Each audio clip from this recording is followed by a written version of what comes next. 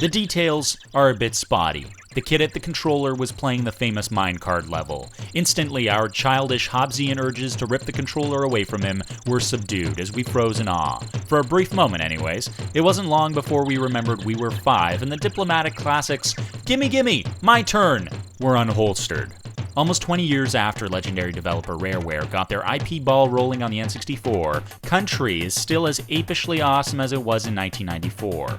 The first thing that immediately comes to mind about this near-perfect platformer are its graphics.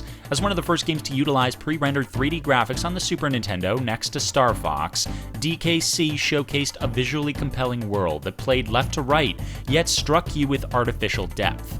From lush green forests to snowy tundras to the oceanic abyss, apparently these monkeys had gills. Country mesmerized gamers at another next-gen juncture when polygons were set to replace pixels. Faulty hit detection remains the only lingering issue in the game. Jumping on enemies is not as easy as Mario makes it look.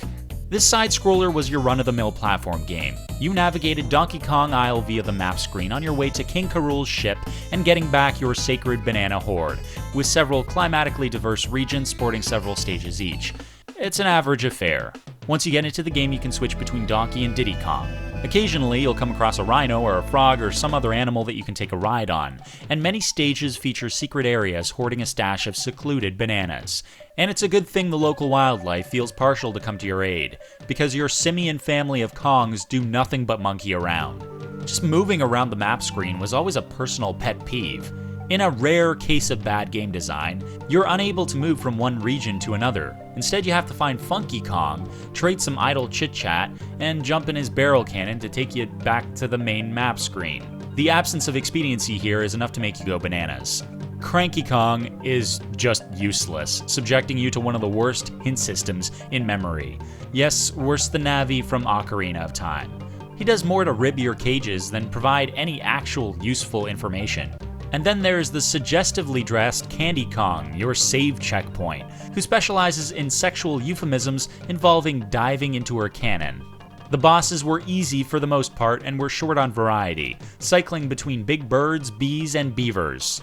Then you made it to K. Rool, who wasn't much of a final challenge, so long as you keep in mind that he does come back to life at a conspicuously placed credit roll. The first time this happened, a game over screen was assured. You were going to die, and you were going to have to replay the whole boss over again. K. Rool, indeed.